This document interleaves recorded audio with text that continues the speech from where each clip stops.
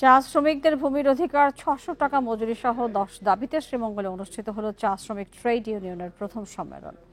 সকালে শ্রীমঙ্গল উপজেলা পরিষদ মিলনায়তনে এই সম্মেলনে সিলেট, মৌলভীবাজার, হবিগঞ্জ, চট্টগ্রাম থেকে শতাধিক বাগানের হাজারো শ্রমিক, ছাত্র, যুবরা অংশ নেন। চা শ্রমিক ট্রেড ইউনিয়ন কেন্দ্রের নেতারা জানান, আগামীতে চা শ্রমিক ট্রেড ইউনিয়ন নামে সাংগঠনিক কার্যক্রম পরিচালিত হবে। কাউন্সিল অধিবেশনে সংগঠনের ঘোষণাপত্র ও গঠনতন্ত্র গ্রহণ করা হয়। এছাড়াও শোক প্রস্তাব, সাংগঠনিক রিপোর্ট, নতুন কর্মসূচি গ্রহণ ও অর্থ রিপোর্ট উত্থাপিত হয় কাউন্সিলে।